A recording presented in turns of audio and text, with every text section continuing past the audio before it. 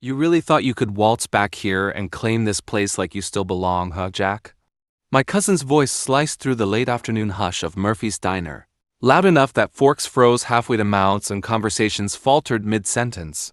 The kind of tone people use when they want an audience, when they want to see you stripped bare in the middle of familiar faces, and the smell of frying onions and overbrewed coffee suddenly mixed with the bitter tang of public shame that makes the back of your neck burn. Before we get deeper into this story, make sure you're subscribed. And tell us in the comments where in the world you're listening from. Because if you've ever been blindsided by someone you trusted, maybe you'll understand why my heart didn't just sink, it hardened. Right there between the booth where Mrs. Calhoun eats her tuna melt every Tuesday and the window where sunlight slanted in over-chipped ketchup bottles. And I knew I wasn't just fighting for a house. I was fighting for the last scrap of self-respect they hadn't stolen yet. But I kept my voice low because rage in public is a gift to the person holding the knife. And that wasn't going to be me today. My name's Jack Rourke. I'm 38 years old, born and raised in Cedar Falls, Iowa, and while I don't look like a man who keeps secrets, the truth is there's one detail they'll never see coming, something I've held on to since before I had a dime to my name, and it's as small and ordinary as the silver house key resting in my palm inside my jacket pocket, a key that doesn't just open a door. It opens an ending they won't like. The thing about Cedar Falls is that everyone knows everyone's business but pretends not to, so when my cousin Mark raised his voice like that, he was sending a flare into the sky for every pair of watching eyes to see, the kind of public theater that small towns thrive on, and I could feel the ripple of recognition moving through the room. That's the Rourke boy, isn't it? The one who made it big out in Chicago. The one who bought his parents' old place for cash and put in the new porch swing. The one who left for 15 years and came back in a black truck with Chicago plates. And now here he is, standing in the middle of Murphy's with his own blood calling him a thief. I didn't answer right away because you learn in corporate boardrooms that silence is a weapon, that people will rush to fill it with truths they didn't mean to tell. But Mark wasn't looking for truth. He was looking for dominance. And when he added, "It's not yours anymore, so quit hanging around like you still matter," I saw three things at once. The smirk he couldn't quite hide, the little nod he gave to our Aunt Bev in the corner booth like they'd rehearsed this, and the flicker of pity in the eyes of Sarah Jennings behind the counter, the only genuine thing in the room besides the ache in my chest. To understand why this hurt in a way money never could, you'd have to know that Mark and I weren't just cousins. We were brothers in everything but blood, raised 2 streets apart, splitting peanut butter sandwiches after school, building tree houses out of scrap wood, fixing our first car together. A rusted-out Chevy Nova we thought was the height of freedom. And when my parents died within a year of each other, Mark was the one who stood beside me in the funeral line, the one who swore on his own father's grave he'd look out for me. So when the time came that I could finally give something back to this town, I didn't think twice about putting the deed to the old Rourke place in both our names, not realizing that trust is a currency some people spend faster than cash. The betrayal didn't come all at once. It leaked in slow. The way water rots a floorboard from underneath until your foot goes through and you're staring at the ground. And by the time I realized Mark had been leveraging that shared ownership to line up a sale behind my back, complete with a quiet push from Aunt Bev and a lawyer in Des Moines who owed her a favor, it was too late for polite conversations. They'd already spun the story to make me the absentee cousin with no right to hog a piece of family history when I had a condo in the city, and now here he was making sure every set of ears in Murphy's heard the version where I was the villain. I slid into the booth opposite him without asking, the vinyl sticking to my jacket, and leaned in just enough that only he could hear when I said, "You think this is yours to win?"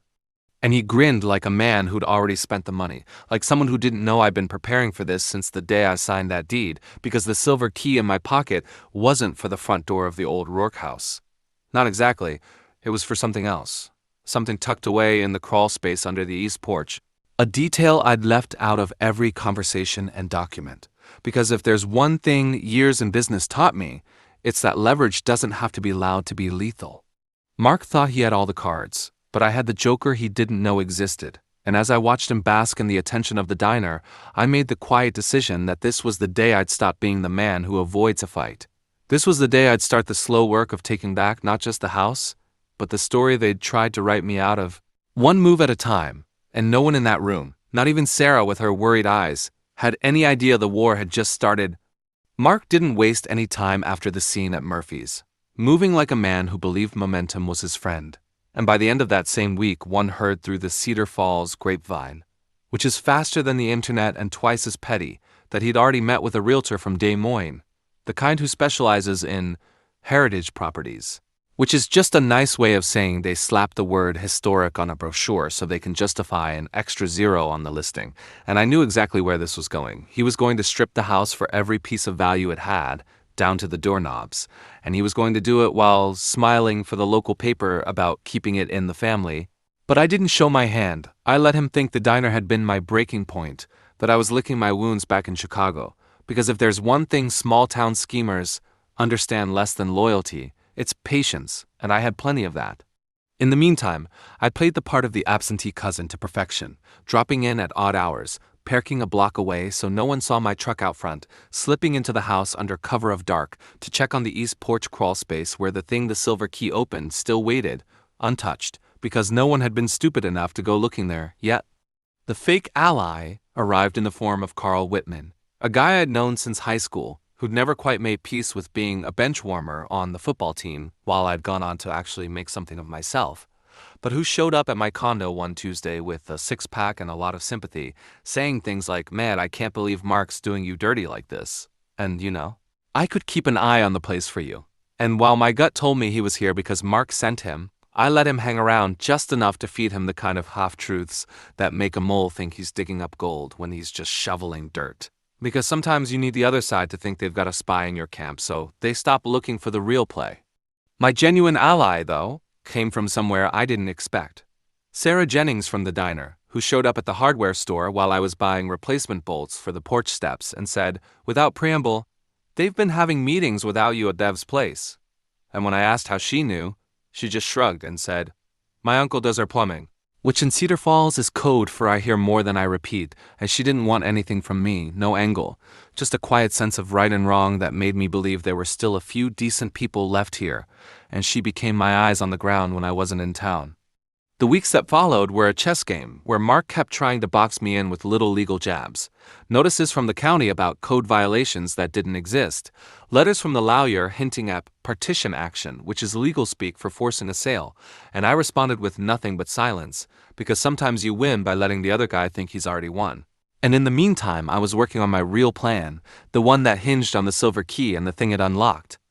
In late October, just as the cornfields around Cedar Falls turned that brittle gold that whispers winter's coming, I staged my first small win, showing up at the county office to file an official maintenance lien on the property, complete with receipts for every repair I'd paid for in the last 5 years, which legally meant that no sale could go through without settling that debt to me first. And I made sure the clerk who processed it was the kind who liked to chat about her day, because I wanted that information to get back to Mark before the ink was dry. And it worked because the next day I got a text from Carl that said, "You really think a lien is going to stop him?" Which told me two things. One, Mark knew I wasn't entirely out of the fight. And two, Carl was exactly the pipeline I thought he was. But before I could savor the move, the setback came, bigger than I'd expected.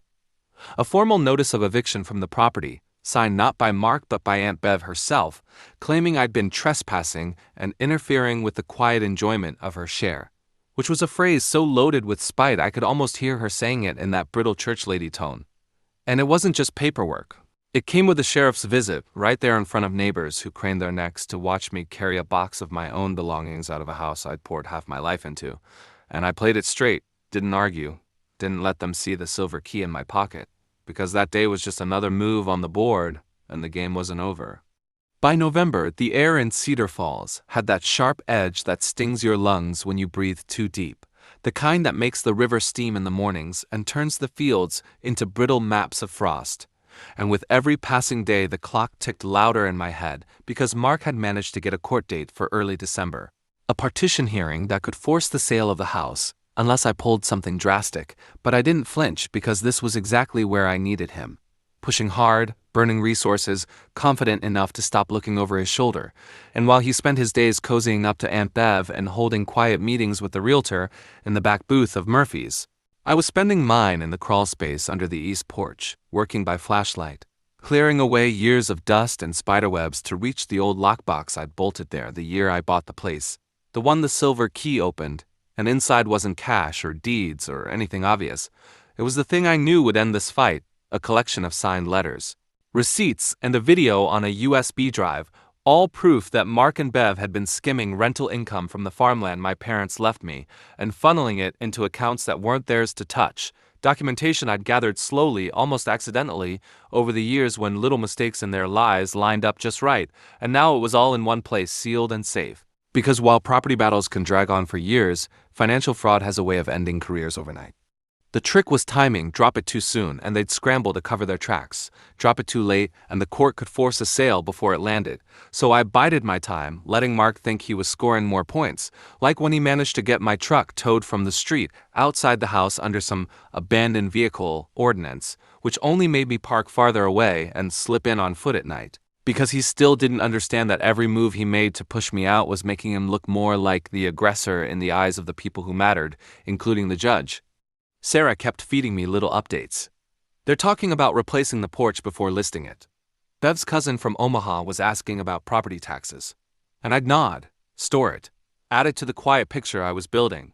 And even Carl, my fake ally, gave me something useful without realizing it when he let slip that Mark had been bragging about locking down the bank financing for a buyer before the hearing, which told me they weren't just planning to sell, they already had someone lined up, and that made my decision for me. I'd spring the trap the day before court, give them no time to adjust.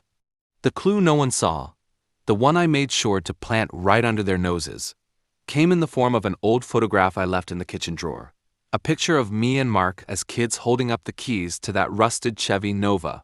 Because the key in my pocket now was the exact same one on the string in that photo, and I knew Mark's greed wouldn't let him ignore it.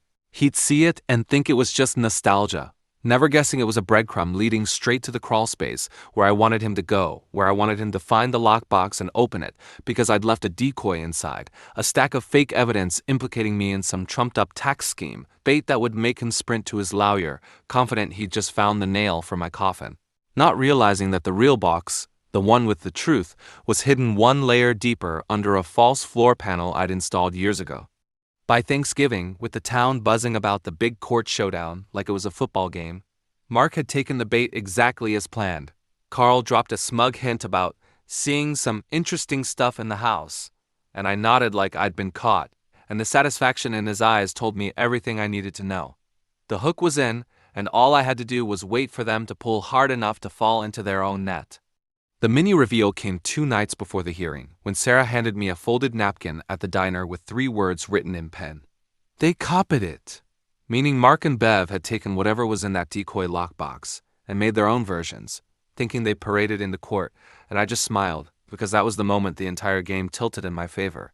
The moment I knew they'd walk into that courtroom certain of victory, carrying nothing but the rope they'd used to hang themselves. The morning of the hearing broke cold and sharp.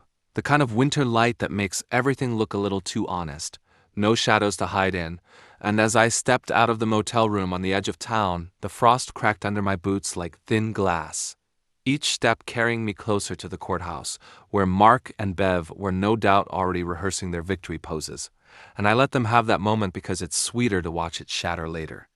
Inside the courthouse, the air had that dry paper smell of old files and stale coffee, the walls lined with faded photos of judges from decades past, and in the front row of the small-town gallery sat half of Cedar Falls, faces I'd known my whole life, some curious, some eager for drama, all pretending not to stare. Mark was at the plaintiff's table in a brand-new suit that didn't quite fit, flanked by Bev in her church best, and the Des Moines lawyer they'd brought in. The kind who wore glasses for effect, and smiled like a man billing by the minute. And when I took my seat across from them, I saw the way Mark's mouth twitched into that grin. The same one from Murphy's diner. And I knew he thought today was the day he'd take everything. The judge, an old hand named Harlan Jeffers, who'd known my father, opened with the usual formalities, then nodded to their lawyer, who stood and began with a speech about joint ownership and failure to maintain, and financial irresponsibility on my part, painting me as some absentee cousin squatting on property out of spite, and I let it wash over me without so much as a blink, because I knew what was coming.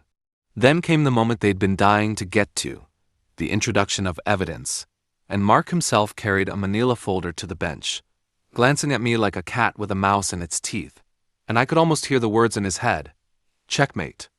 The judge flipped through the copies, brows knitting, and for a moment I could see him wondering why any of this mattered in a property dispute. But he let them talk. Let them lay out the fake trail they thought proved I'd been using the Rock House as collateral in some offshore tax dodge. And every time their lawyer emphasized fraud, I caught little gasps from the gallery, because the people here love nothing more than the fall of a hometown success, and I let them have that too because the best way to make the turn is to let the crowd lean all the way in first. When they finished, the judge turned to me, asked if I had a response, and that's when I reached into my jacket pocket and felt the cool, worn edges of the silver house key, holding it for just a beat before setting it on the table where the sunlight caught it, making Mark's eyes flicker. He recognized it from the photo I'd left in the drawer, but he still didn't understand, and I said, "Your Honor, the other side has presented what they believe is the truth, but they've been operating from a false premise." And from my bag I pulled the real lockbox, smaller than a shoebox, the one that had been hidden under the false floor, its metal dulled with age, and I set it beside the key. I explained that the key didn't just open the front door of the Rourke house. It opened this box, and this box contained the actual financial records of the property for the last decade, including signed receipts from Bev and Mark, showing they'd been renting out sections of the farmland and pocketing the income without reporting it to me or to the IRS. Documents that didn't just prove I'd been maintaining the property, but that they'd been committing federal tax fraud for years. I slid the papers to the judge, along with a USB drive containing the video of Mark bragging to Carl in my condo, audio I'd captured legally in my own home, about how he and Bev had bled the place dry and how Jack's too dumb to ever find out. The room shifted then, you could feel it.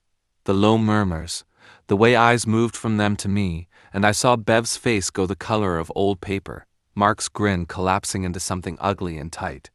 The judge leaned back, took his time reading, then said in that slow, deliberate voice only small-town judges have, "I'm referring this matter to the county prosecutor immediately," which in Cedar Falls terms was the equivalent of firing a gun in a crowded room. You could see the panic set in, the quick whispered conference between them and their lawyer, who was now looking like he'd rather be anywhere else. Then came twist number one. I wasn't asking the court to punish them today.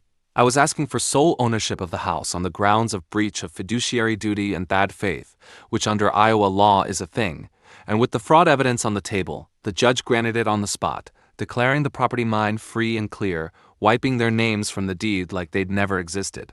The gallery gasped again, this time for me, and I could see Sarah in the back with the faintest smile, but I wasn't done.